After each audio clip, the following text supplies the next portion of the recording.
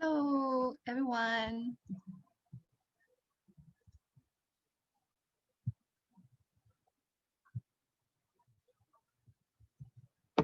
Hi, everyone.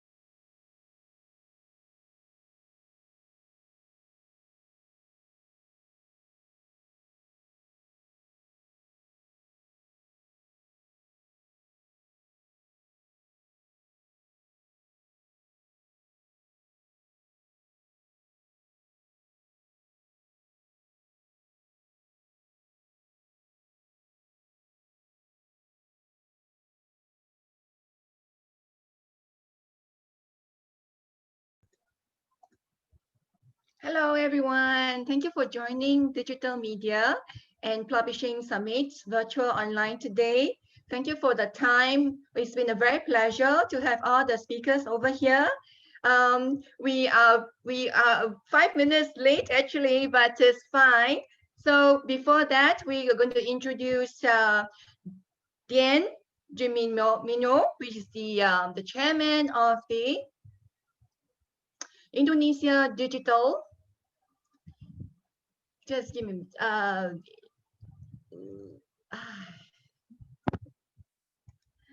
sorry, Pak Dian. He's Dian Jimeno, Chairman Indonesia Digital Association, the CMO of KG Media. Now he's going to share with us an evolving publishing industry, and he's delivering the keynote. So over to you to keep it short. I mean, for me, it's to keep it short. Pak Dian, to you. Thank you, Janice. Good morning, everyone, and welcome to Digital Media and Publishing Summit 2020.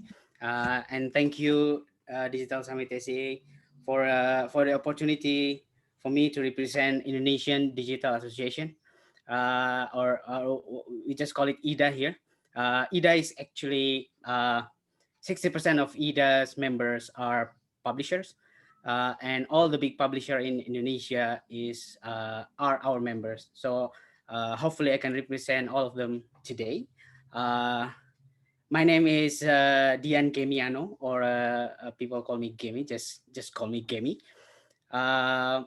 Today, when I asked to share about the evolving industry of Indonesian publishing, it's a very wide spectrum that I have to make it compact to a 15 minutes presentation. So today I will just share you the essential, what is happening essentially in Indonesian publishing industry from time to time, and what is shifting the way we work as publisher. It happened that I work in publishing in Kompas Gramedia group. So hopefully this will give you understanding from the point of view of publisher, what is actually changing in our industry. So let me just start by, I'm just going to share my presentation here.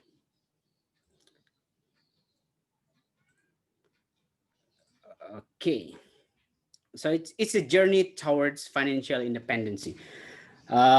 So I will tell you later on why this is important for us as a publisher to have financial independence, right? So what is essentially shifting in the publishing industry, especially in Indonesia? So if you remember before the digital disruption happening, all publisher used to be a very product centric company, where we are really depends on the power of this distribution to reach as many as readers as possible, right? So distribution is a key element to define how big is our reach. And basically, in this stage, from our point of view, from content point of view, we are delivering content which is, this is the things that you should know. This is the thing that our readers have to know. So the reader just have to accept whatever we are producing in terms of content, in terms of agenda, in terms of issues every single day. And people just, okay, this is what the things that I need to know, right? And whatever we produce, our audience will just consume it, including the ads, okay? So this is the golden days of publishing industry, where whatever we produce and we throw it to the market will respond positively. And the advertisers are also happy because they just happen to be like that. And then digital disruption happening, and what's shifting is the control of access. So from product centric to become more consumer centric, and the key element from distribution chain to discoverability. Okay, so this is essentially the fundamental shift in publishing, where the power of distribution is shifting to the power of discoverability. And the mindset also changing from these are the things you should know to what do you want to know, right? So we are really dig into that space where we are trying to use everything we could to use data to understand what do people actually want to know. Okay, And the audience will only consume the product that they want, and also they have options. So with this digital disruption or digital shift, there's some fundamental changing in the way we produce the content and the way the consumer consume the content also. So the control of access is shifting from us to the consumer. So this is the first fundamental shift that's happening in a publishing industry. Okay. Now, speaking about technology, from product centric to customer centric, we are now having endless technological adoption. So all the technology seems to just endless every month. Every time we have to adopt new technology to serve the audience, to getting to understand the audience, to know what they want and how to serve and how to improve our discoverability, right? From just IT infrastructure, production tech, remote production tech, logistic technology. Right now we have IT infrastructure, CMS, analytic, search, UI, UX, recommendation, ad surfing, ad tech, never ending ad tech adoption, and full stack marketing, and so on and so forth. And this is just the list that's happened to stuck on my head. But there's many other technology that publisher have to invest and have to adapt and adopt in daily basis. So from technology point of view, the adoption and investment is endless. Every single day we have to see for the new technology. From the commercial point of view, so the accelerated shift from direct to programmatic model is also changed the way Indonesian publishers operate their business. So right now, it's kind of shocking, even for us, that 75% of total digital revenue in Indonesia is programmatic based, right? So it's from, I think this is PubMatic data. They said 500 million in 2020, 500 million US dollar in Indonesian programmatic revenue in 2020, and that is 75%. And the rest are direct, and so on and so on. And the other thing is the growth rate in year-on-year basis for 2020 is 54%. Why this is very important for us? Because this is also change, really shift the way we operate the business. Okay, so let's see what is the impact of this programmatic driven business for publisher, right? Now, previously we have direct sales dominating the revenue, right? We have fully control of pricing and technology, right? And then the control of pricing and technology is shifting because of programmatic model. Price control by market, technology requirement control by partners or advertiser.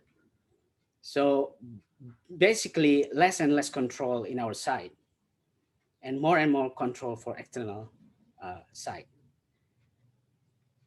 This change require us as publisher to redesign the business organization, right? So for example, just for example, previously we have many salespeople, have to sell the product in daily basis, have to meet people. And right now we have to acquire more talent in programmatic. We have more ad ops people. We have more optimization people. We have to seek for talent. We have to just change the organization to serve this dominating business model. Okay. The second is we have to do fast investment in technology also. Like I said before, almost every month there's new technology, there's new requirement from client. You have to use this, you have to use that. This is the measurement that my global companies use, and you have to adopt that. And this is going almost every single day, right? So we have to adapt faster and adopt faster and invest faster in terms of technology. And the third one is it's a 24/7 yield effort.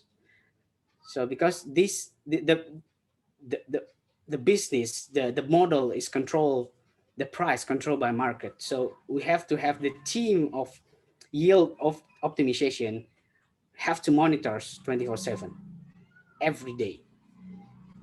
This is why the organization have to change. We have more programmatic people. We have to invest on this kind of talent, which is hard in Indonesia because there's no, there's no school of, for that. There's no academic degree for that.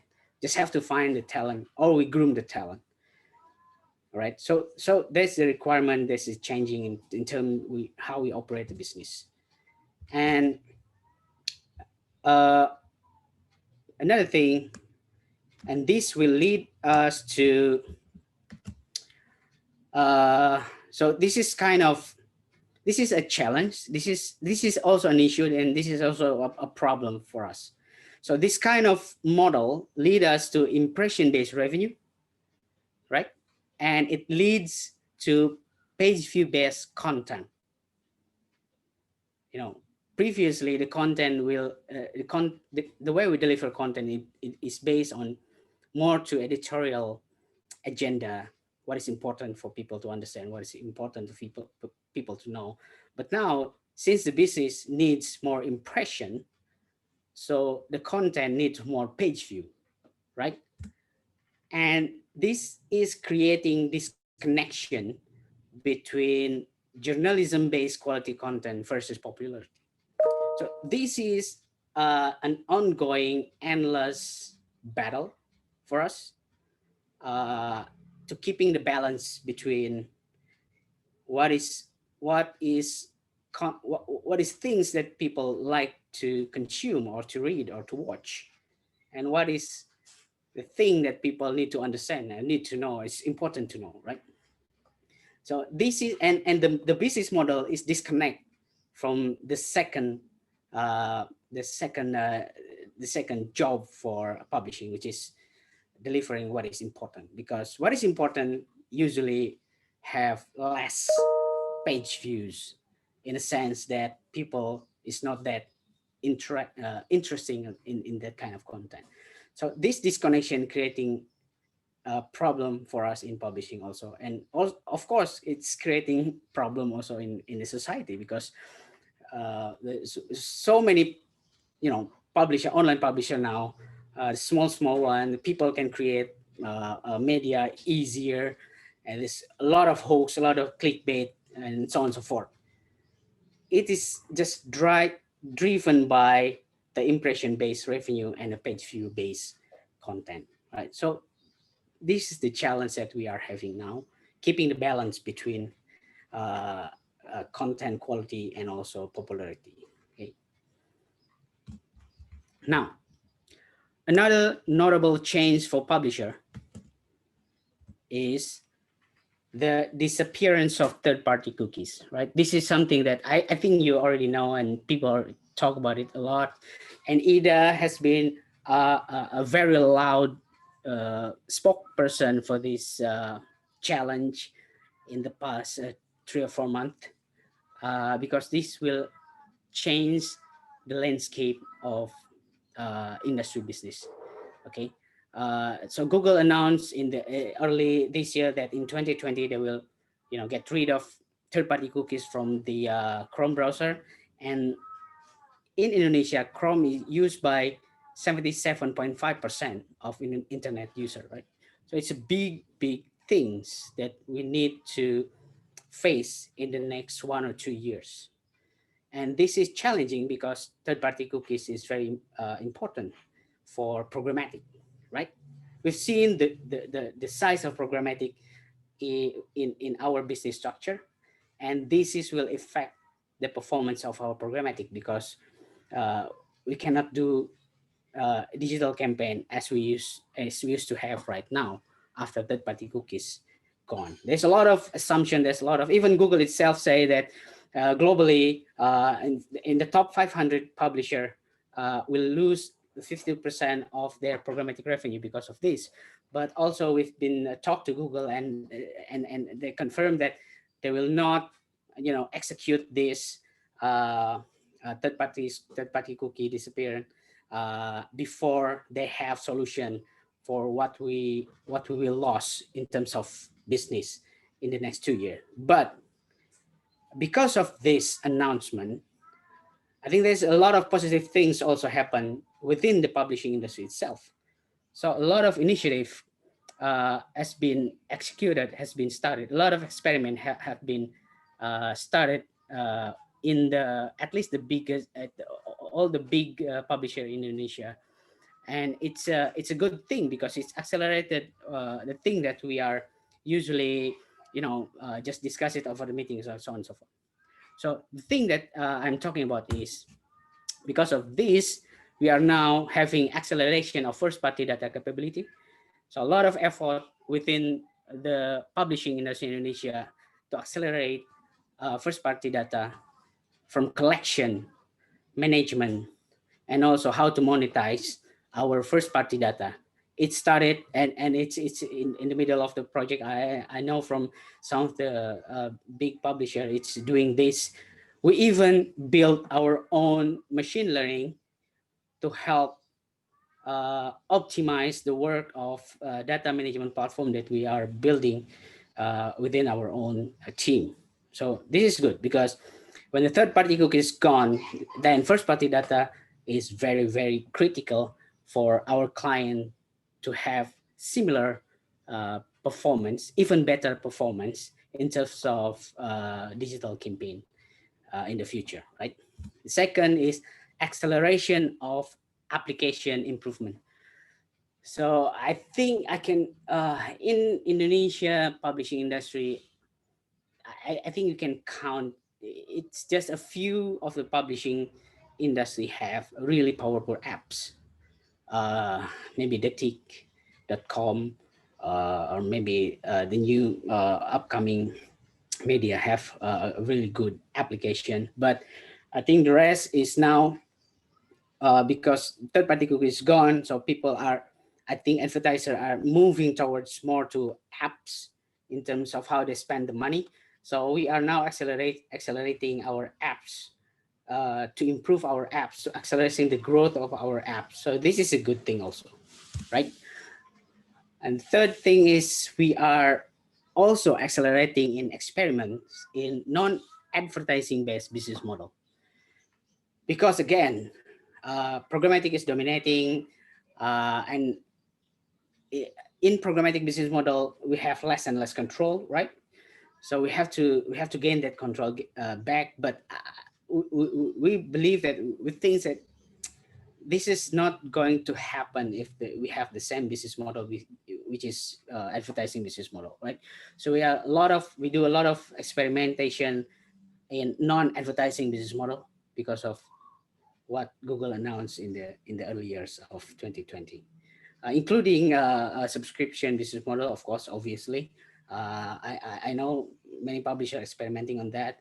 A lot of publishers also start to have this model and try and start to experiment a lot of way to trying to get what we call customer revenue or readers revenue. But apart from subscription business model, there's a lot of things also we are experimenting in terms of business model. And last thing is that we, as an industry in Indonesia, is also pushing many initiatives to manage all of our first-party data, to scale up our first-party data volume, to be able to compete with those big tech from the global big tech, right? So when we start to initiative to accelerate the capability of first-party data in each of our publisher, we understand, we are fully aware that the volume is not, the scale of volume is not enough to compete with the global technology company, right? So this we are exercising a lot of initiative to consolidate all of those first party data to be able to scale up the first party data capability to be able to serve the client better and to be able to compete with the global technology company. So these four are now is really shifting, uh, uh, really happening and changing the way we work and the way we are anticipating the future change because of the disappearance of third-party cookies in Chrome by Google. Okay, so from all of this essential shift and changing from content, also from business point of view, there's two continuous battle for publisher in Indonesia right now. The first is keeping the balance between what is important and what is popular, because with today's business model, which is maybe 90% advertising business model, we have to serve what is popular, what the consumer wants in terms of content, right? But we also have the duty to deliver what is important, and that's as I said before, it's a disconnected and it's a very different approach and very different objective of the two, and we have to keep that balance, and it's a daily struggle for us, and it's very challenging, and but I think we managed to do it well. And the second is the non-stop effort to have to reduce the financial dependency from external parties. So first, keeping the balance between what is important and what is popular. The last part is the way we make money. And the second is non-stop efforts as an industry to reduce financial dependency from external parties. Why this is critical? Why is financial dependency is critical for us? Because I remember my own CEO said that to be able to have independent journalism, we have to financial independence, right? So we need to reduce this dependency of the external, so we can have more independent content to be served for the society.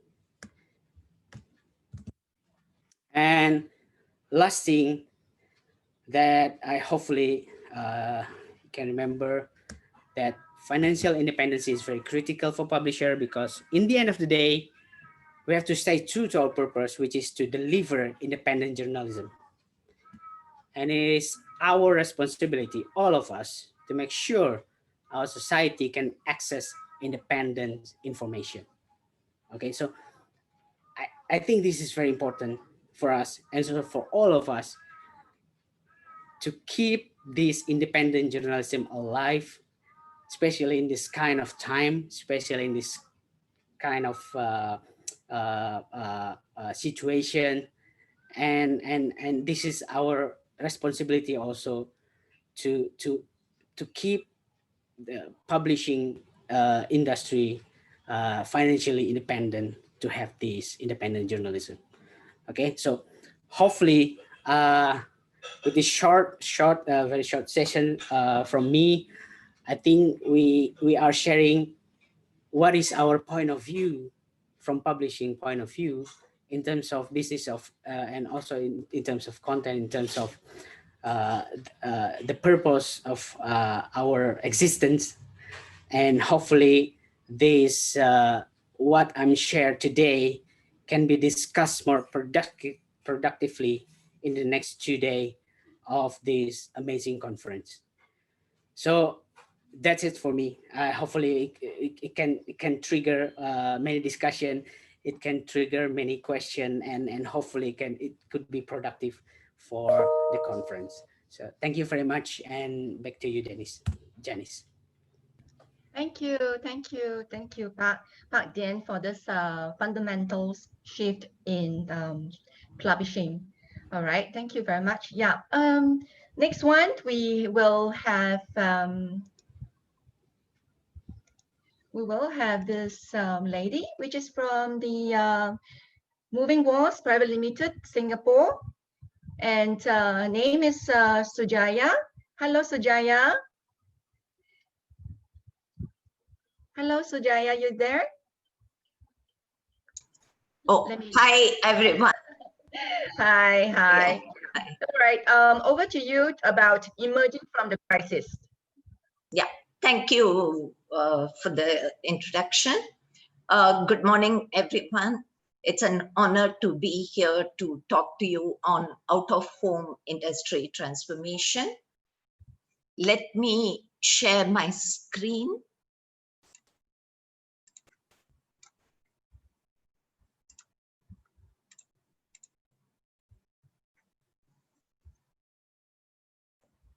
Yeah, with COVID-19, 2020 has been a very challenging year for everyone. It had impacted virtually every industry across the globe, and advertising has not been spared too. While advertising in all forms has seen the effect of the global pandemic, out-of-home advertising was the most impacted. It literally came to a standstill during April 2020. But now with vaccinations coming out, let us hope that 2021 would be a lot better year than 2020.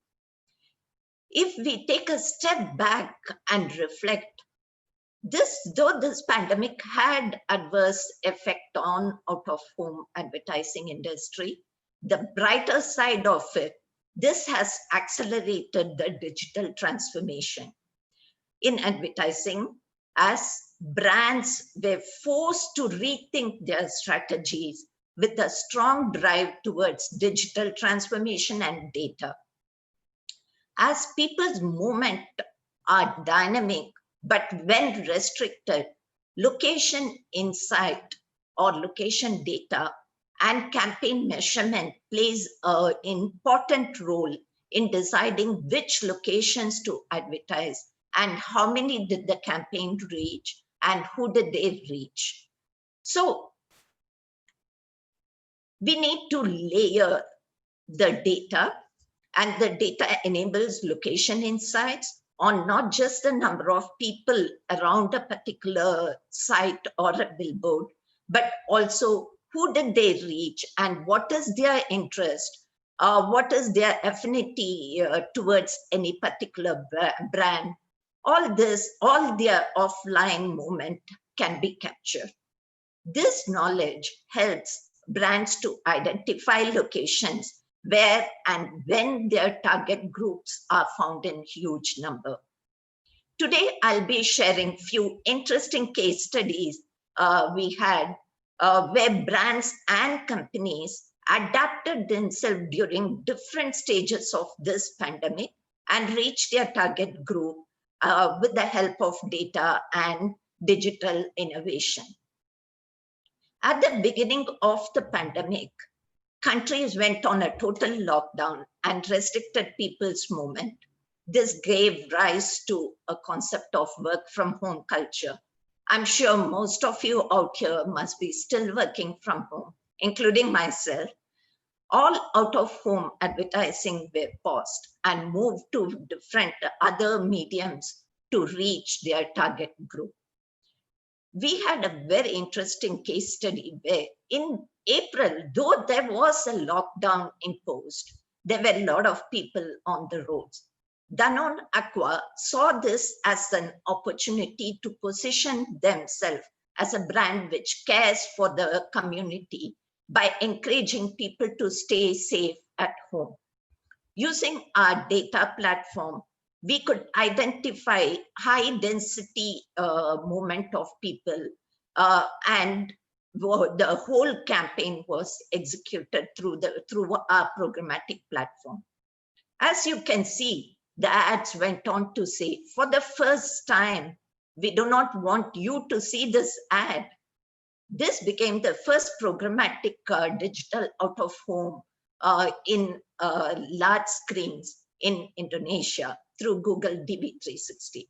Despite a strict lockdown, the campaign reached about over 700,000 unique individuals in Jakarta. This was on a programmatic campaign. As the pandemic continued, people were scared to go to restaurants and eat. I'm sure most of you would have used food delivery apps to get your favorite food from your favorite restaurant. One of the largest mobile food delivery company, Foodpanda, used our data and technology to have a weather-triggered campaign where the creatives changed automatically based on the weather. This campaign ran in several digital screens across Philippines, and they were able to reach over 3.3 million people in Philippines.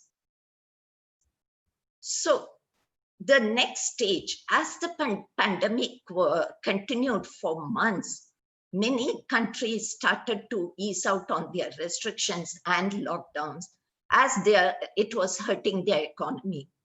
But masks and hand sanitizers were part of the new normal. With challenges comes new opportunities. As the use of hand sanitizers became part of our daily life, we were approached by a hand sanitizer company who wanted to come up with an innovative solutions to make the most out of the current situation. Using our technology, they installed programmatic digital screens on their sanitizer dispenser to monetize their screens. That was on the technology. On the data front, another interesting case study with the use of data, where an Indonesian conglomerate wanted to relook their out-of-home buys. They had thousands of billboards across Indonesia and wanted to analyze their billboards on different cities and understand which billboards were giving them additional reach and which ones were not. This analysis helped them to understand which billboards to drop and which ones to extend. It helped them to optimize their budget based on additional reach and overlaps. The project spanned across 40 cities in Indonesia, and this helped them to optimize their budget by about 25%. We saw how data helps brands to target their right audiences and optimize their budget. Let me illustrate another interesting case study where our technology helped to have a dynamic creative based on weather conditions.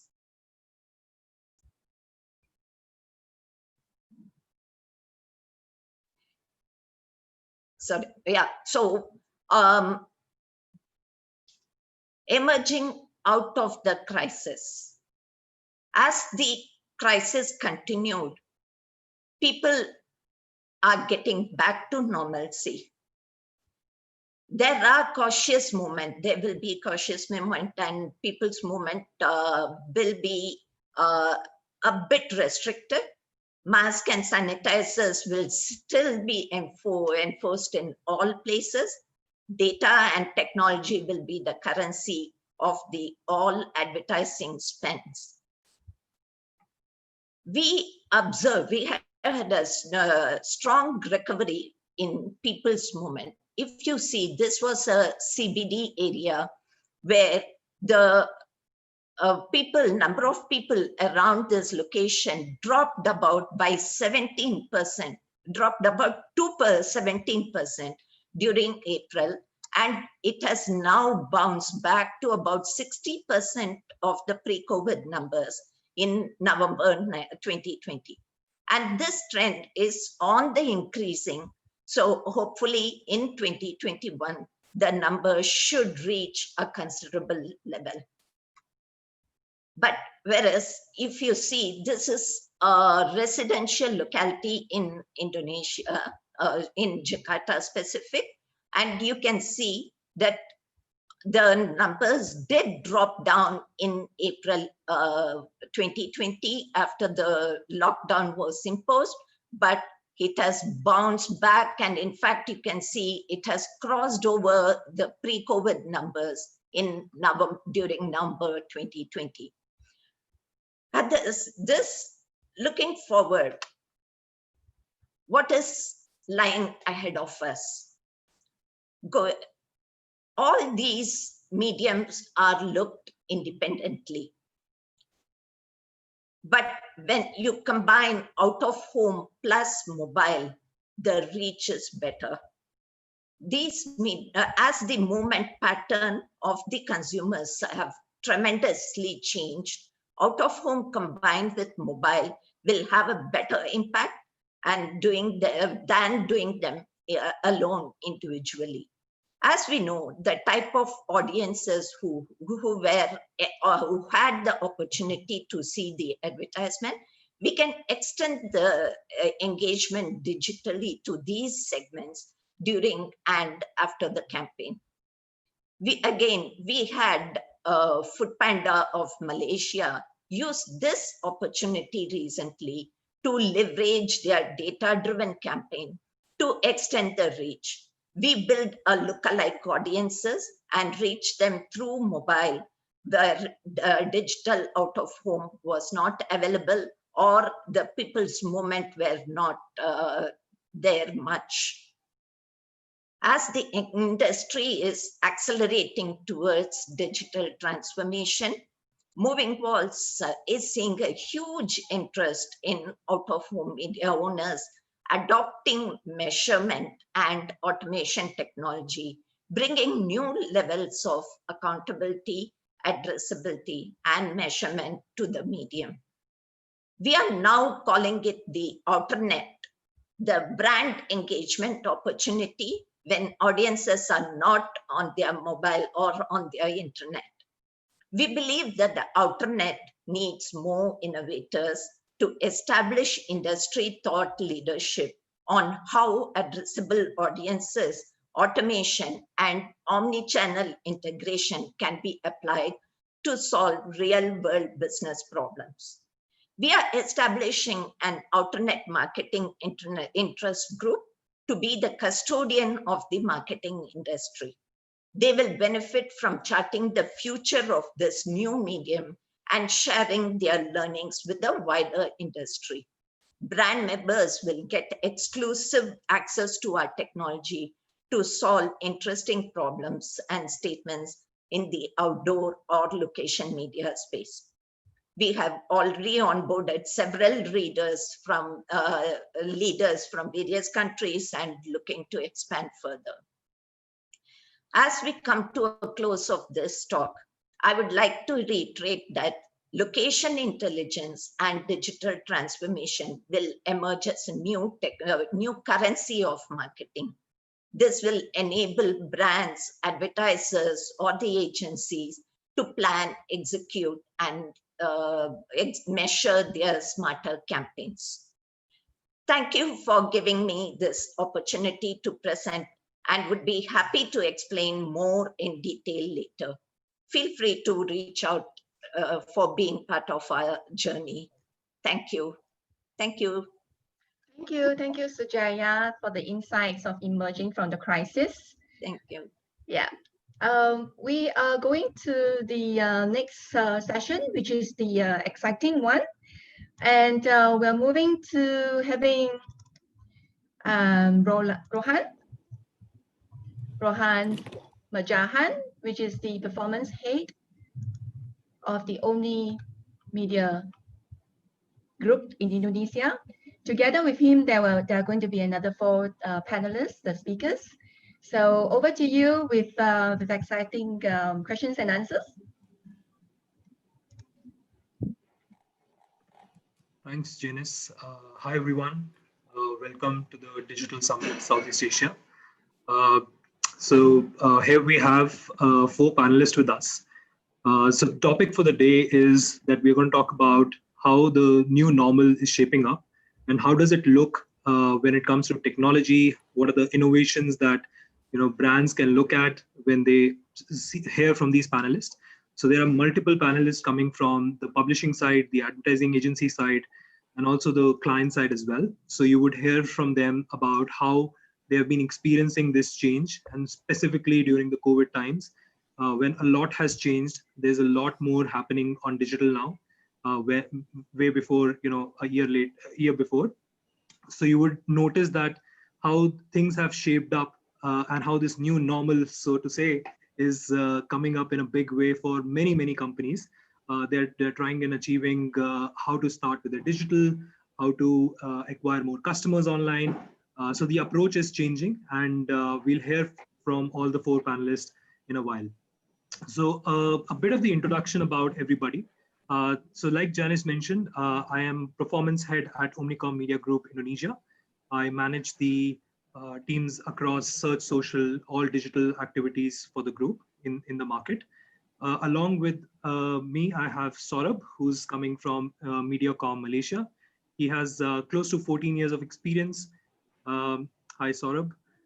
He's an experienced fellow in again, coming from a digital agency, worked across multiple markets from India, Southeast Asia, and China as well. He's a firm believer in the fact that arts and science can be a big way, a discipline among advertising. The second panelist on the is Asa. He again is coming with a huge experience, 20 years plus, worked across multiple portfolio of businesses, whether it's the likes of agencies, publishing, media houses, again coming in the Thailand market, but also working across multiple markets. Then thirdly, we have Monette, who's currently one of the leading programmatic specialists in a publishing industry. She again comes with a lot of experience, backed by multiple different organizations, and is very successful in driving the new normal kind of while we heard from the Compass Media Group about the depreciation of cookies, she's also been working on the fact that how in the new world where there'll be no cookies, how she would be able to work along with this publishing world in terms of driving the next growth for them. Lastly, we have Adimas. He's again a very experienced fellow, 10 years plus experience, worked in multiple organizations, starting with the likes of Indosat, Microsoft, Compass, working on different digital businesses, growing them successfully. One of the youngest achievers in multiple organizations. Currently, he works with Locket Indonesia, which is part of the Gojek Group.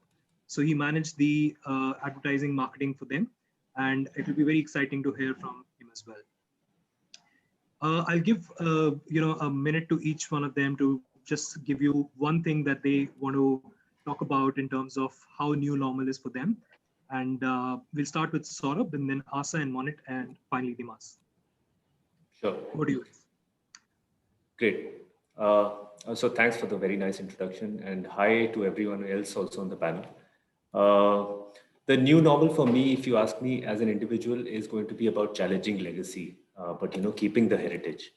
What that means beyond just a flashy line is also to use this opportunity to question whatever existing models that we work with, whether it is the balance between work from home or work from office, or in education, balance between home learning or school learning, or for us in business, like the balance between direct to consumer, e-tail, retail, and many such models. So that's what the new normal to me is about, challenging the legacy, however, just keeping the heritage intact. Thanks, Saurabh. I leave it to Asa. Okay. Hi, everyone. Thank you for having me here. And thank you, Rohan, for a nice introduction. New normal for me, let's say it taught me a lot about certain. There's no certain from now on. Luckily that we have, but we are in the digital world, so it's the good thing that we can change fast. So whatever plan from normal used to be normal now is you need to have a second plan, then you have a backup plan, then you have an alternative plan. you have contingency plan, and now you're gonna need a continuing plan right after the COVID. So this is what new normal for me, having a plan after plan and moving forward with new plan whenever you're ready to move on. Thank you, Asa. Monit? Hi, good afternoon, everyone. Thank you, Rohan, for the nice introduction. For me, the new normal in the programmatic digital space is I anticipate digital and ad tech will continue to go through profound structural changes. To paint the picture, I see, a cookieless digital space.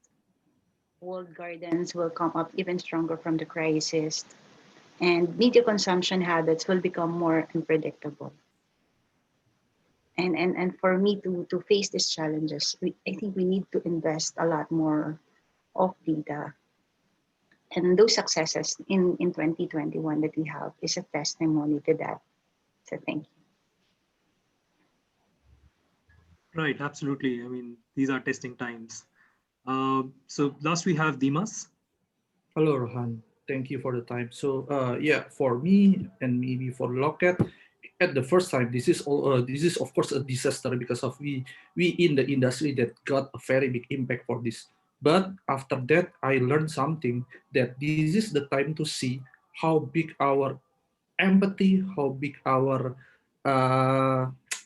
how big our responsibility, and how big our heart to see this condition is not from a commercial perspective, just from a commercial perspective, but from a side that we can give something to industry, we can responsible to survive with all of the players in this industry. So I see from a data perspective.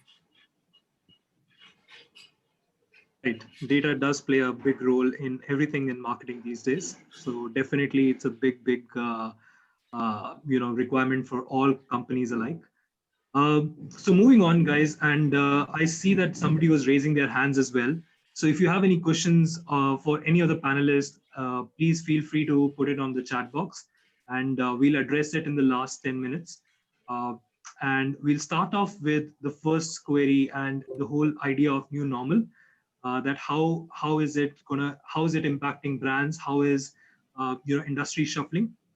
So the first query to Saurabh and later to Aryo would be the fact that how do you sustain a brand when markets and industries are reshuffling at such a fast pace, where things are moving at such a rapid pace? How does brands and also your set of businesses that you manage from an advertising agency standpoint first, and then from the brand perspective as well, how do you manage it? How do you sustain it? Right. Over to Saurabh. So, see, both sustenance and growth essentially come from an understanding of how consumers are changing decision making, and more importantly, which of these decisions that have changed in the whole context of COVID and this pandemic are going to be lasting. And across all studies, what we are seeing is that majority of the consumers across categories, across markets, have fundamentally changed the way they make decisions, whether it is about the products and categories that they buy, or is it about how they consume media, how they interact with each other. And what we are also seeing very interestingly is that roughly 1 out of 2 of these consumers who've changed these habits are also going to be continuing those habits as they go along, as things start going back to normal. So we are in a situation where things have changed so rapidly, and it's not like we will revert to the mean. These changes will again continue to last for a much longer period of time. So understanding what these changes are and how they impact our communication plans is the most important thing. And once that is done, there are 2 things that we essentially need to do. One is be agile in both structures as well as processes, and like Asa also mentioned, which is that have a plan B, plan C, plan A, B, X, Y, Z, and all these plans are not just scenarios. So all these scenarios have to be something that's an execution schedule that's lying on everyone's table, so that as things change, you can start executing these things in a very agile process as well as structure. For a lot of our clients and locally, what we've been able to do is, as much as possible, imbibe these two kind of changes. One is have as many backup plans ready and possible to execute, and the other is make ourselves as agile as in both structure and process as possible. So whether it is managing teams through spread of functional as well as very generalist responsibilities that allows for people to understand the change and react to it much better, or it is working with our clients to see what kind of processes and changes need to be made in order for us to be reacting much faster to all the changes that are happening in the landscape. So yes, I would say three things. One is understanding what are the basic fundamental changes that are happening in the way consumers are deciding, and make changes in the way we operate in agility, in structure and process, and create lots of scenarios and plans which are ready to execute as soon as something changes.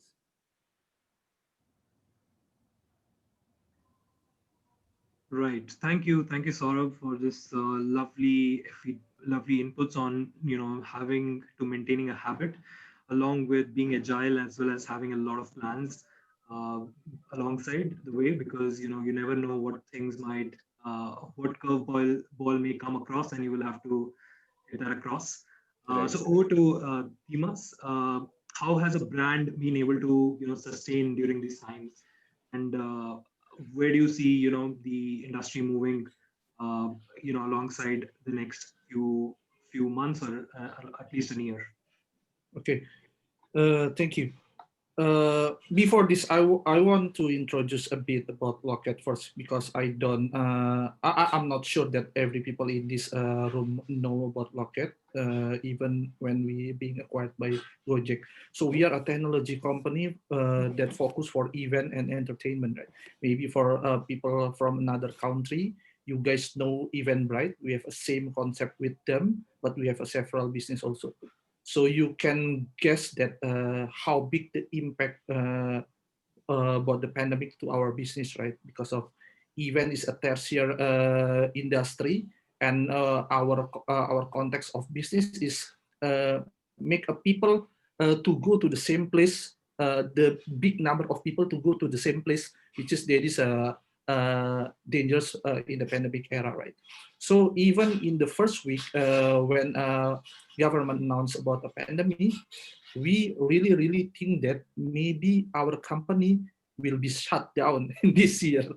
But yeah, we try to think again, and the first thing that maybe we doing, and maybe a lot of brand doing in Indonesia, is we try to be sensitive to know about the ecosystem problem and fix that first, not thinking about our number first.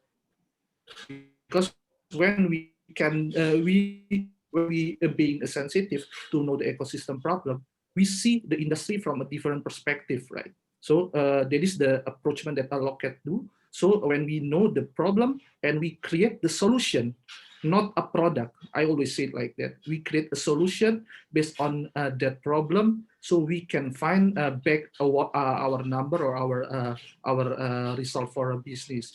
So that is something that Locket do, and fortunately we make it a very huge achievement, even when a lot of ticketing company is collapse, maybe I can say it in Indonesia. You know, a lot of several number about a ticketing company now that focus for event. Yeah. And after that, we try to communicate with empathy. So still connect with the point that I mentioned before. Never ever thinking and communicate with a commercial perspective. Communicate with empathy. That will lead us to create and build our marketing message that giving empathy for people and giving spirit also to wake up together and facing this pandemic era. I think I can say like that.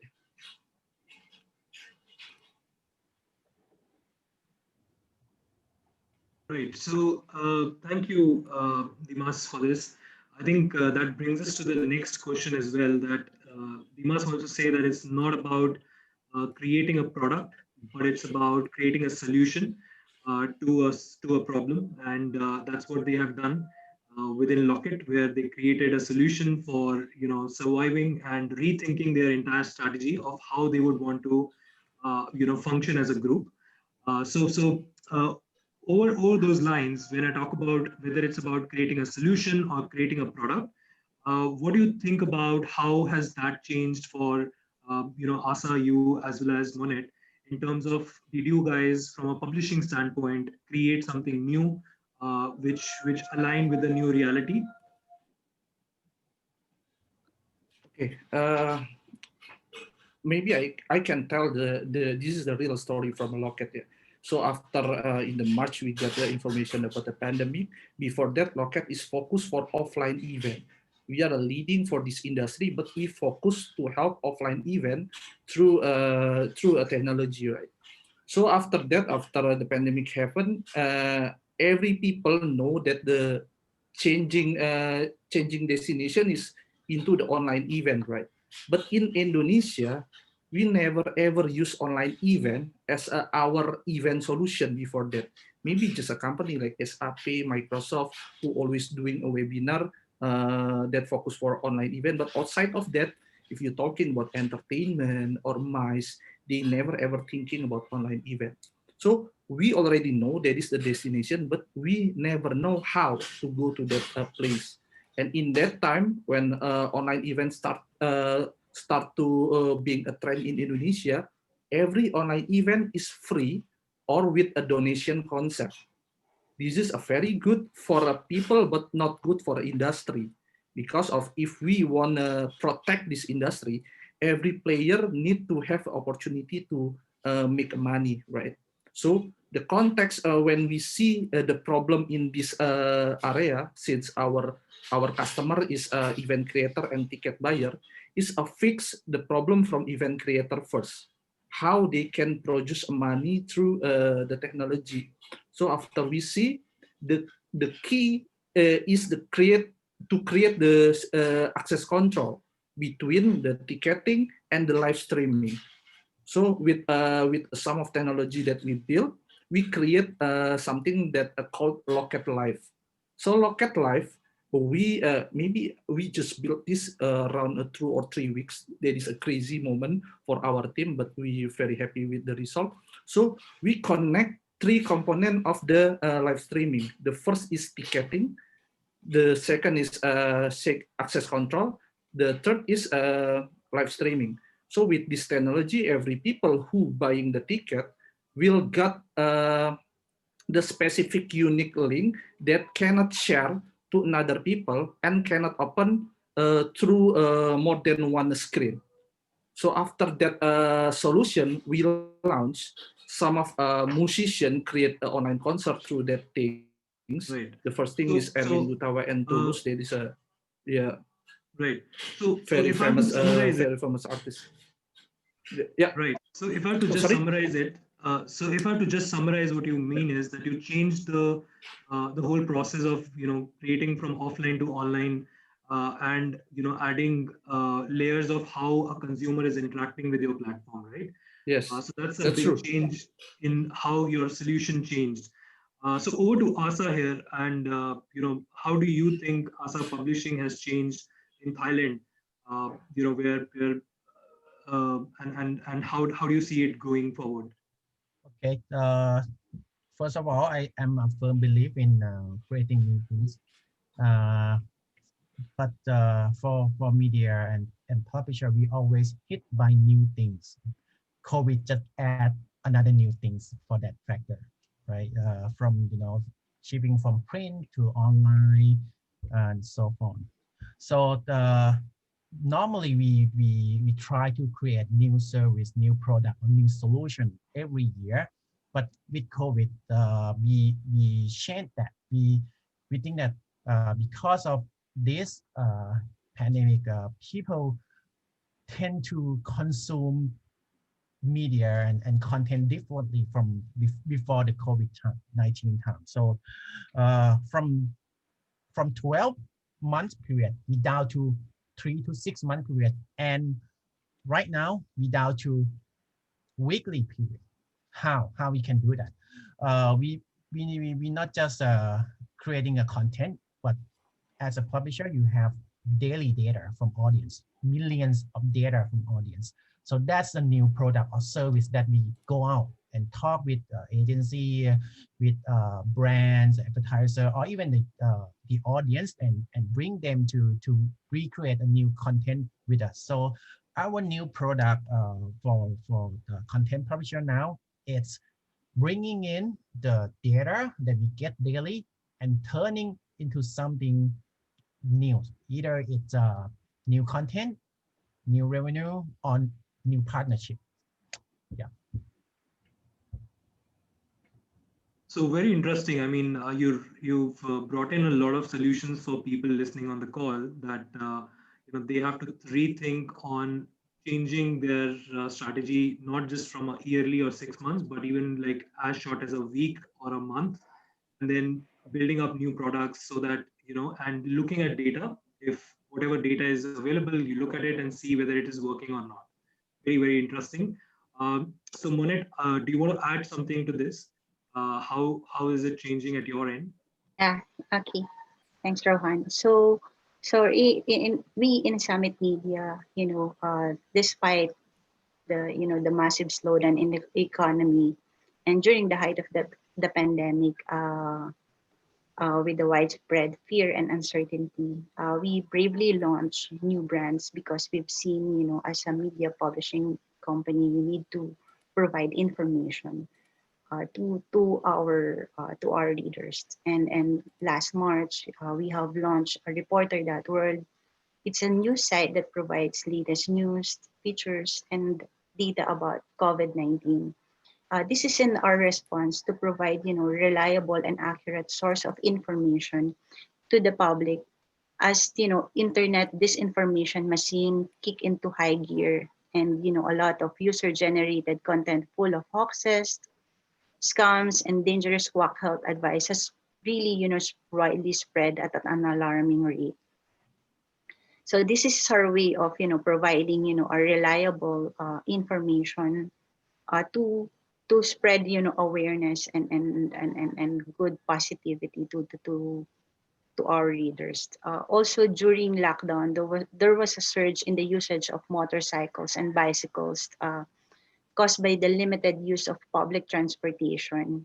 In here, we see an opportunity to launch Tap Bikes, a section that was previously on Top Gear, but is now given a spotlight as a go-to buyer's guide and resources for up-to-date, prices, specs, and reviews of every motorcycles and two-wheeled brands in the market. It also features, latest stories and relative laws and regulations issued by the government, which is, really helps the people in our community.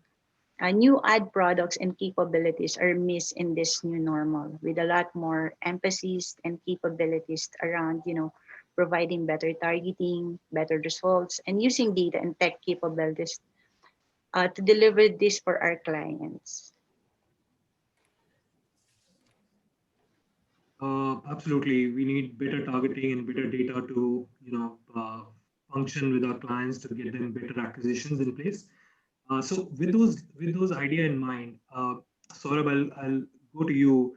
Where do you see from a competitor landscape that how are brands aligning to the fact that they have to change their alter their kind of communication because it's because the consumers have changed how they used to interact. So whether it's with the likes of ordering in rather than going to retail stores, or there could be watching more, playing more games and watching more content on OTT platforms rather than on television. So where do you see that has dealt the overall competitive landscape? Right. So I think on this, one key thing that's coming out more than competition or as much as competition is the spirit of collaboration and partnerships. And when I say that, what I mean is that we operate in an ecosystem where everyone plays or brings together great solutions, and not oftentimes we don't really know how complex and how widespread the ecosystem is.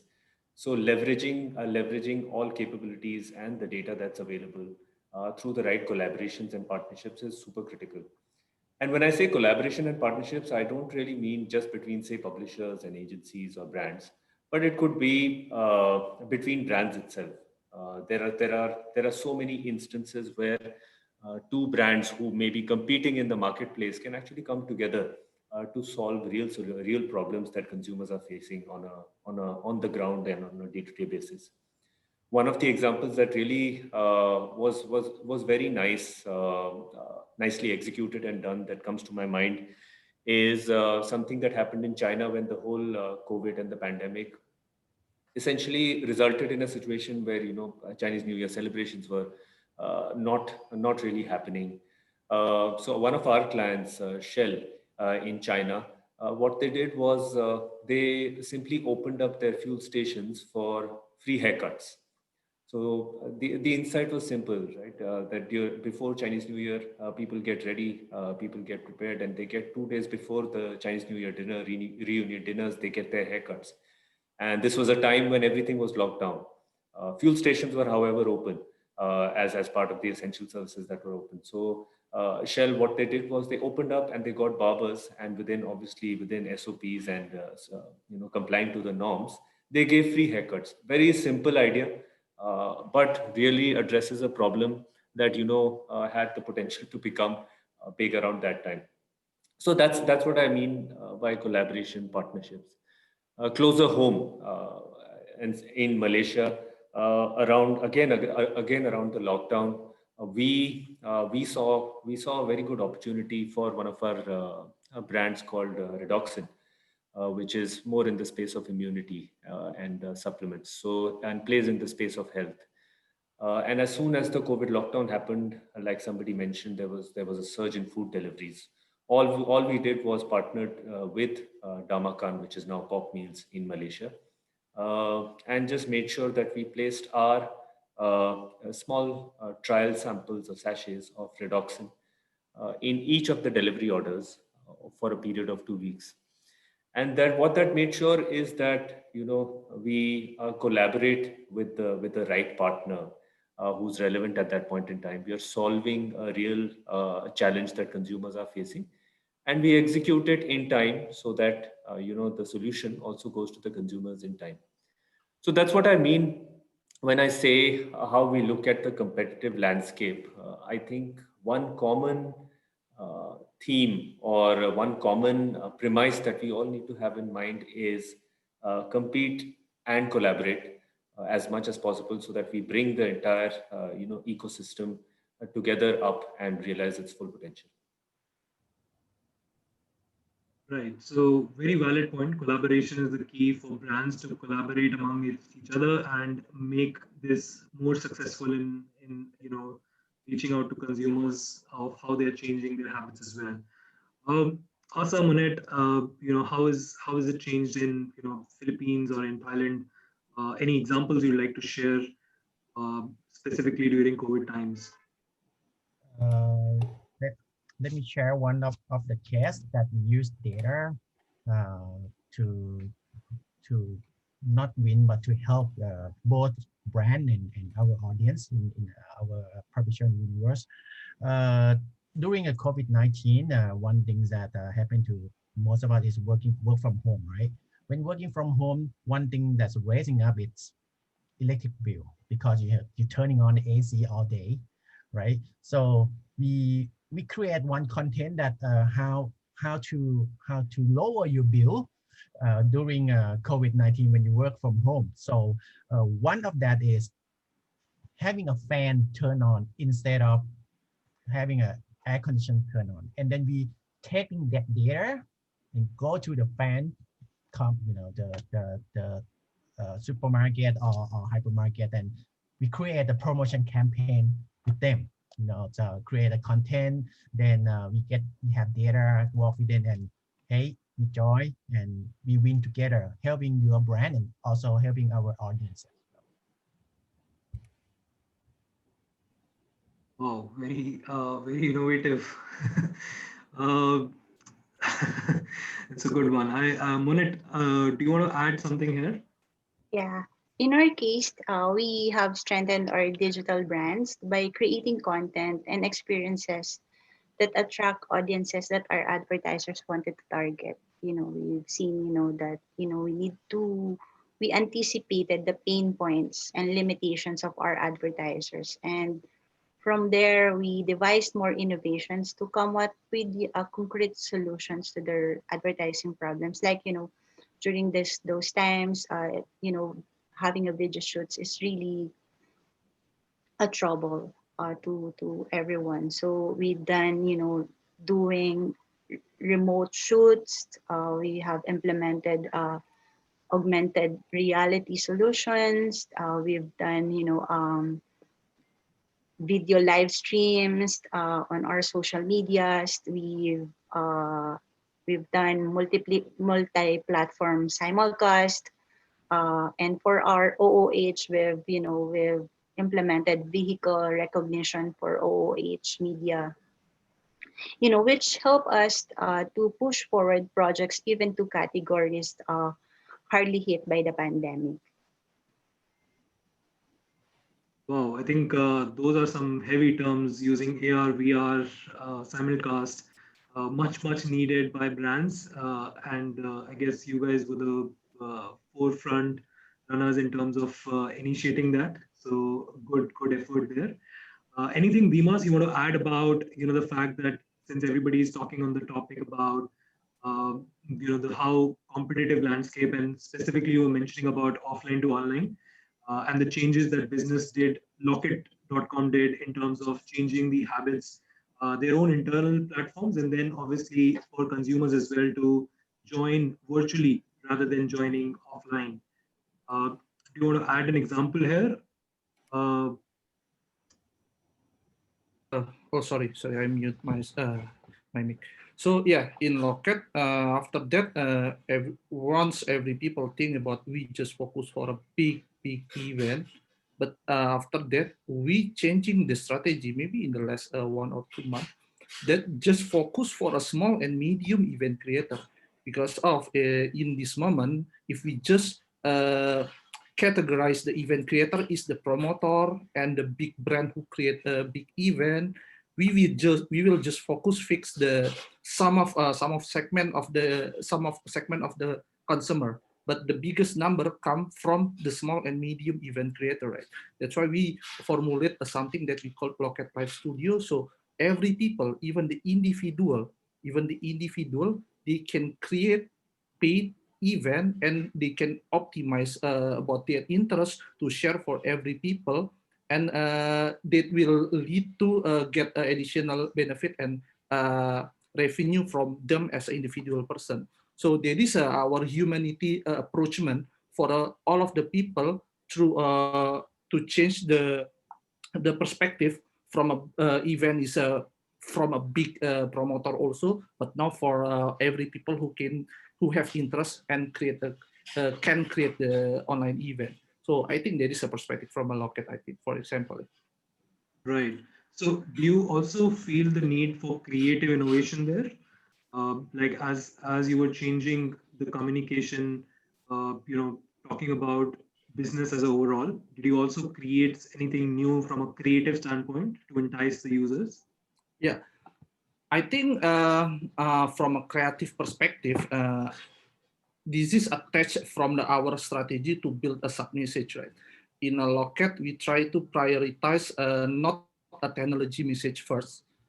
For example, in the first, when we introduce Locket Live, we tell that no, all of your team can give a smile again to their family. So we didn't focus for the artist or the event owner, but we focus to tell them that in this pandemic, you already okay because you already have money before, but your staff, all of the freelance staff in the event is not. So let's focus to give us for them to give a smile for their family again after they have a solution. That is our creative message that we want to push. So after that, we focus to talk about technology, because of after that we have two things that being our concern. The first is hybrid event. Hybrid event is a combination about online and offline event. It is a future of event now. And the second is we focus with a local type studio that I mentioned before. So I think that is how we creatively changing the concept of message. Before that we use a technology perspective, and now we use empathy perspective. Right. So changing the communication from empathizing with the users of what they're going through. Is that something similar, Asa, Monet, that you did from a publishing standpoint as well, changing the content? Asa? Okay. Yes. Let's see. Let's see. How about Monet first? I'm sorry, I lost my answer here. Okay. In our case, we look at signals and movements and try to empathize with our audience and advertisers, to be able to provide solutions to them. But we know and understand their needs. We were able to know the editorial content to produce and the right medium and platform to deliver the experience to their convenience. So, like for example, for advertisers, we know that from our list of users, they are interested in purchasing cars by the way they consume, articles around cars within our network. So we've seen that there are brands, surging or has been surged. We try to communicate these hard facts to our auto clients. Same thing with our beauty titles like Cosmopolitan and Female Network. We've seen, interest level around makeup and cosmetic has risen manifold, especially during the last couple of months. So when we see those, trends and numbers, we try to communicate it to advertisers and try to, to create content, depending on the needs of our users. In fact, during the pandemic, we've done a lot of series of experiments. We were able to run relevant content recommendation tools based on the content consumption of our readers on our network. With this, it helps us stay close to the normalcy as it returns. Right. So definitely the change of content was needed. Asa, you want to jump in now, or should I go to Saurabh? Yeah, you can go ahead, and I add that later. Sure. So Saurabh, you want to go ahead in terms of brands, how they were communicating during these times? Right. So I think the whole point about content that everyone was speaking about, I just want to add one more point to that, which is, yes, while we are thinking about, designing new content based on the new signals that we are getting from consumers during the pandemic, what we also did, and what also that everyone should be thinking about, is also see whatever content is out already, whether it is communicating rightly or not. And the word empathy has been used a lot, and it's very, very important to make sure that the content that's already out, maybe not designed right now, is it sensitive enough, is it empathetic, and if it needs, just remove it, which is what we had to do for in a lot of our cases, where the ads that we were running at that point in time were showing situations where people were out and not following, say, social distancing norms. So we had to remove them also, and that only comes in with an understanding of the situation around, and then being very, very very, very alert about the fact that we may already be communicating something that's not relevant right now.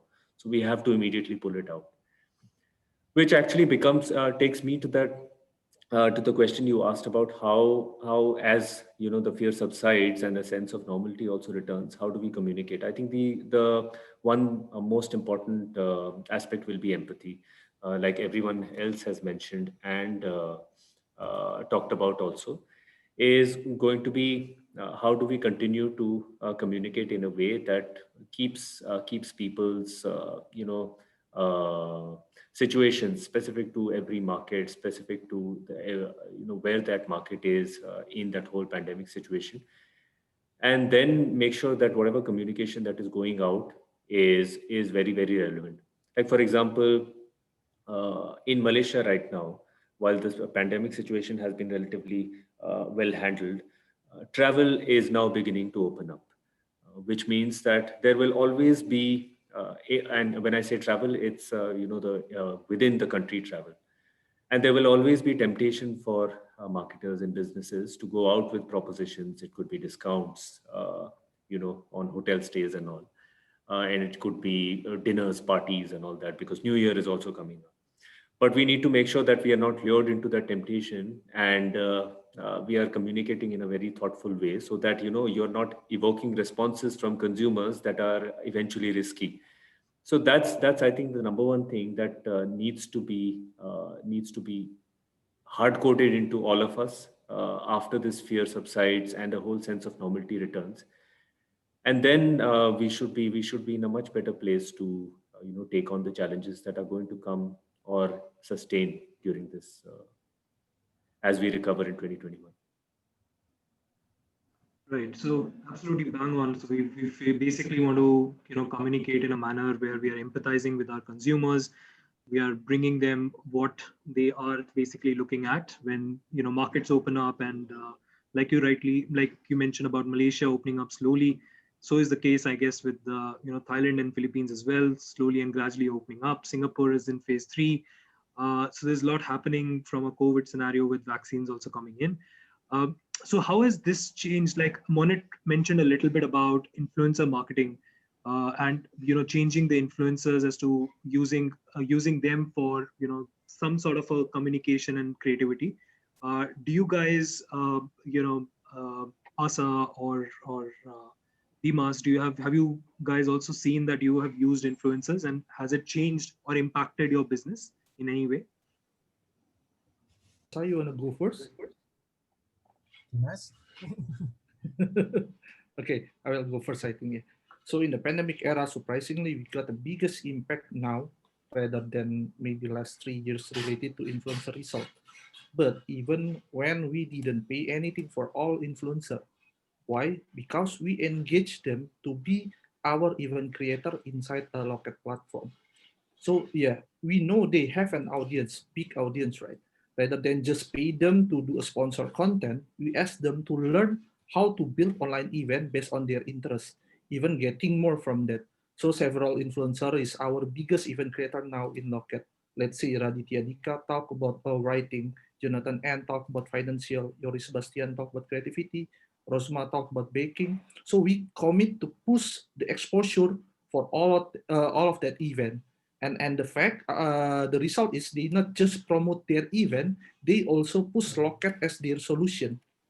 And that brings a lot of ticket buyer and also event creator, because of a lot of people get inspired from that influencer. So maybe there is an interesting thing that happened inside a Locket related to influencer. Right, using influencers as not paid, but more like organic. So they are not just your paid consumers, but they're actual consumers, and then they influence about the product. We facilitate them. And it will be a future business, right? Because of all of them, even after pandemic, will continue the event business after that. Right, absolutely. Asa, how about you? Yep. First of all, influencers for me coming from two things: passion and profession. You have to have a professional, you have to understand and know how to do things, and you need a passion, not just blah blah blah, keep talking, but you need passion to present that thing greater than others. Luckily that in content publisher we have those kind of influencer in our team, which is editor.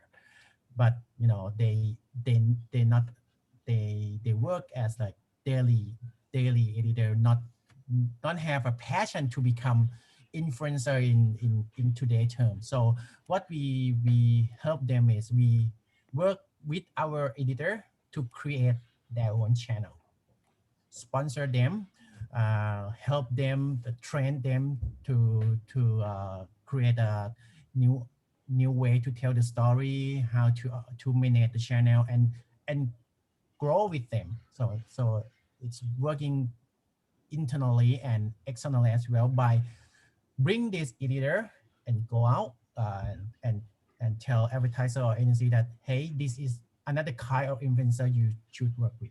That's one thing. During pandemic, we also see some opportunity, which is our audience that could turn into influencers. For example, we have many mom and dad who used to be our regular audience through our channel, Facebook, or website. They always giving comment, giving suggestion to other. Then we work with those audience and make them become our influencers. So these mom and dad, they have a first-hand experience, right? They use the product for real, not getting money to review things. So this is a opportunity that we see, and this is the way that we use influencers for today. Right. So using our own consumers to become key influencers for us and reaching out to their peers and their network. Great strategy. So on those lines itself, sort of, maybe you want to add something to influencers, and also if there is any, case study you have seen across brands that has changed, any portion of the business that you see that, influencers made an impact just because, everybody was at home and they were checking more Instagram or they were more on YouTube. Right. So we've actually seen a lot of influencers as a powerful tool, especially when it comes to categories like personal care, because it makes the decision for consumers much easier. And across, there are many cases that we've seen. In fact, the case that I just spoke about, which is our partnership that we did with a food delivery app over here, where we got a lot of influencers also, or not maybe large scale celebrities, but day-to-day consumers that talked about it on social media, that actually made much more difference had we spent some money to buy the influence as such. So yes, it does work, but I think in that whole context of influencers, what we should also keep in mind, especially right now, as the scale of the influencers and marketing spending also moves towards the influencers, is the fatigue around it. And the fact that there are researches and studies that are coming out about how there is an influencer fatigue that's coming into play. Maybe not so much in our part of the world yet, but how things move so fast, and it may happen within the first half of next year, where that fatigue around influencers starts to build in. And a large part of it also has to do with the fact that there is this sense of the influencer landscape itself being faced with challenges like fake influencers and all. So as the scale and the spending also increases, together as an ecosystem and together as a marketing an advertising community and a business community, we really need to put that also under the scanner and be very open about figuring out ways to address that problem also. One is around that whole fatigue building in, and the other is around how influence can actually be bought, and bought both POT and BOUGHT, and can also be used in a way that's actually not going to be eventually helping any of the brands. So with that, I'd like to conclude with one last question for the day, and with a session with everybody and in the panel as well. Uh, with the times that we have seen this whole uncertainty, and technology and innovation coming and playing a big role in terms of leading our conversations with brands, leading our conversation on a day-to-day basis. What is that one thing that you would say the next normal that you take it forward for yourself as well as for your brands? So I'll start with Dimas and then probably Asa can go over. Okay, talking about uncertainty, like I said in some workshop, I always recommend them to see again about our data. Make yourself aware about micro insight, not just data from a survey maybe. What I mentioned about micro insight is every single data that we get from a people who interact with every single our asset is a meaningful. Every funnel, which data is up, which data is down, what is the insight coming from that, and do advertising or build solution based on the fact that you got from a micro data, not just a macro but micro data. So that is, I think, my recommendation for this kind of situation. Okay, Right.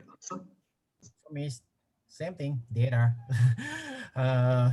Like I said, millions of signals coming into to publishers using a day. How can you get that signal to build audience of behavior segmentation? How can you predict or see the intention for each segment group or even each person, and how well you can take that data, building something and go out and building a new service like I did with a couple of publishers in Thailand. You might have a lot of beauty centric data, but can you tell that what kind of beauty that one person reading or interesting? Is it product review or is it a beauty service or beauty how to? Just this thing you already have 3 segments, and you can go out for many company create many campaigns. With modernity, you can predict how many kids gonna be born in 3 or 6 months by just monitor content that been reading today or this week, right? And you go out and talk with hospital, with insurance, with baby products. That's the way the publisher used to work, not just doing monetize or content service as usual. Yeah. Right. Monet, anything to add here or from? Yeah, I think for me, for us to win during a crisis, it is critical that we put our ears on the ground and adapt and be agile. Uncertainties will always disrupt and break the current systems and strategies that we have in hand. But given the data capabilities, we should be able to plan ahead and think of strategies that are bulletproof. This crisis has been a wake-up call for us, to see the lapses that we missed. The drastic and massive slowdown in our economy is a possibility that it's always there, but often disregarded. But now that we have seen and experienced what can happen in this type of situation or in the future, it can be our strength, to devise a plan to accelerate growth. So in our case, we tried to invest on a data management platform tool and digital tools and technology that will guide us, to make, data-driven business strategies and solutions. And we just don't think, that we are just a media house. We think of ourselves as a technology company that can deliver marketing solutions to our readers and to our partners. So reinventing your business, not just as a publishing media, but also as thought leaders in terms of leading the way as technology partners and enablement of tech for the brands. Awesome. Saurabh, anything to add from your end? What is Right. that? Yeah. Yeah, I'd say I'll go back to the point that I started this whole discussion with, which is challenging the legacy models and then just keeping the heritage. And if that means relooking at structures, processes, and take this opportunity to remove all the inefficiencies, enable automation, uh, hire the right people, and invest. Use this time to invest in technology, invest in people, so that the benefits start to come back very soon. So investing in first identifying what the issues are in the current model, just remove them as soon as you get the opportunity, and invest in things like automation and technology and the right people to fundamentally recompose your model so that you're set for the next phase of growth.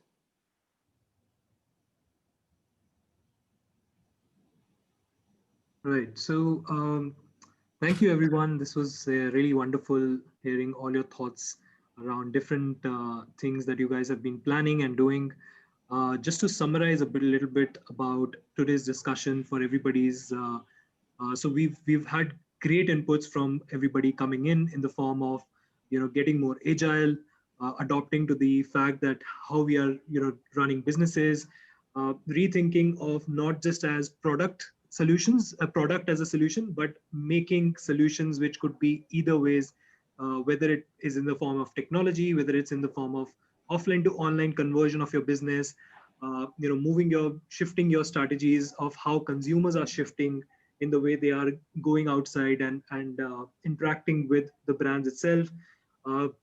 In order for brands to survive, great point coming in from Saurabh, collaborating, and examples coming in from Asa of how the AC and a fan brand coming together and solving a consumer's problem. Then we also understand the fact that when we talk about creativity and communication with the consumers, empathy plays a big role, and we'll all need to figure out how we want to position our brands in a way that we are empathizing, or we are at least providing the right communication to our consumers.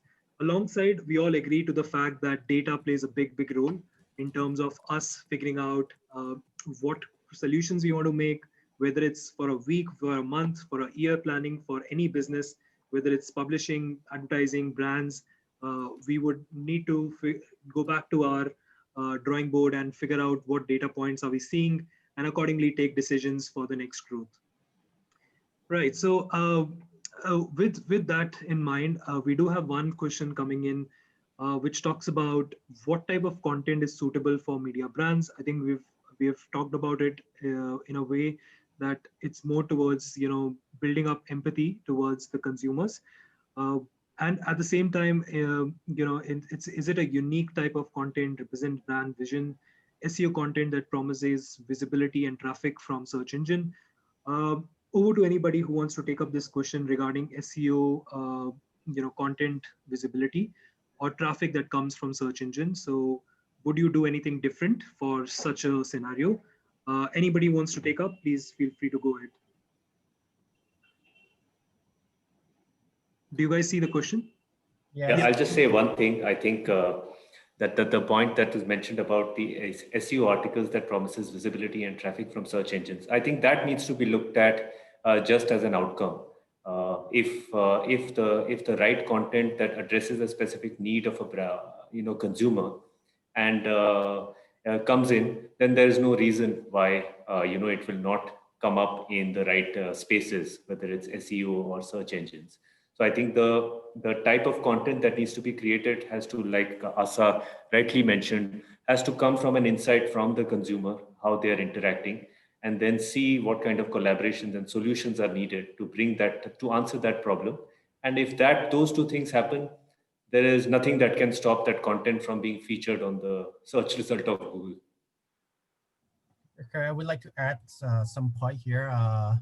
When brands working with us as a content provider, at start 3-4 years ago, we especially our editor teams quite worry about how to write the good SEO for clients because it's not their nature. But what we good is how to represent brand, how to do a review, how to get attention from audience. But later, SEO has become, like a new normal for editor. If you can create a good content, SEO will jump in easier than you focusing on SEO and there's no good context in that content. Yeah, that's my 2 cents.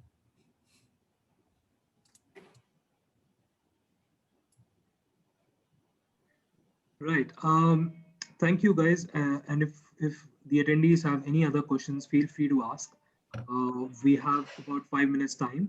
Meanwhile, I'll go over to individually all panelists again for 1 or 2 key takeaways that they want to talk about during this session, and any inputs for the audiences listening. We'll start again with Saurabh, go to Asa, and then Monit and Dimas. Right. So Rohan, when you did the recap, you essentially captured everything. So I'm not going to be repeating what you very nicely captured. But I think for me, a few things that certainly stood out is the spirit of collaboration to work to bring the entire ecosystem together, because we are all in this. We are facing the same problem. And the other is using this time to reboot and invest. So those are the 2 things that really stood out for me in the conversation. And I'd like to take that as a mantra as we all move forward into 2021 and beyond. Thank you, Saurabh. Asa? Okay, for me, there's no normal from now on. Actually, we never live in normal life since we have digital. So my input for my last input for today is don't live normal from now on. Consistently change from whatever is coming in. Get ready, like I said, have plan A, plan B, backup plan for whatever you're doing. And we're quite lucky because we living in digital world and we working on digital industry. So we lucky than others that we have tools on that. So yes, there's no normal from now on.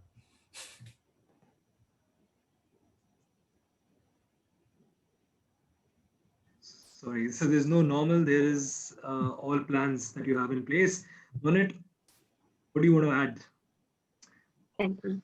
For me, what this pandemic has taught me is that, uncertainty is inevitable. For us to possible way to, to overcome this new normal is to learn new abilities, that would enable us to be prepared and to quickly adapt to the situation. In our case, we have to focus on empathizing on the needs and limitations of our stakeholders. We need to keep an eye on trends, signals, and behaviors, and being agile and providing, data-driven solutions. Right, great advice. Be active, open your ears and everything, and listen to every communication that happens across your markets and the region. Great advice. How about you, Dimas? Yeah, maybe I just throw a short sentence here. Like I said before, never ever put commercial as your first objective, at least for now. Put your sensitivity to maximum level, help your ecosystem, help your consumer, even help your competitor if you can. Because of we need to protect our industry. We need to protect our business.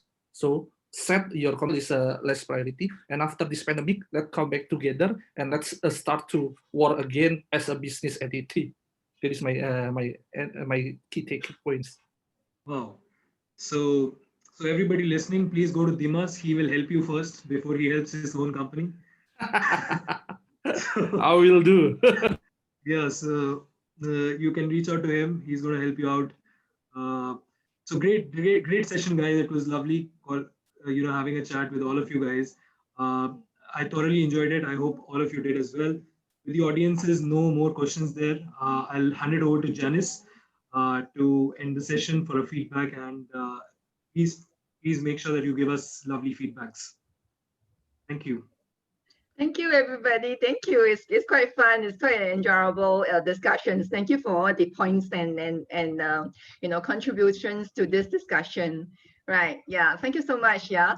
So I would love to have your feedback. Just give me a minute. Let me. I need to share my screen. Yeah.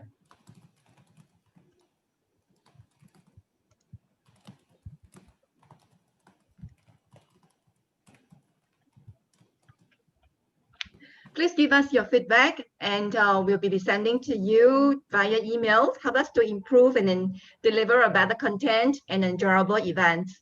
All right. Thank you so much, and do join us for tomorrow. We'll be sending you the link to join for tomorrow. We will have another exciting speaker from Roy Simagwansong.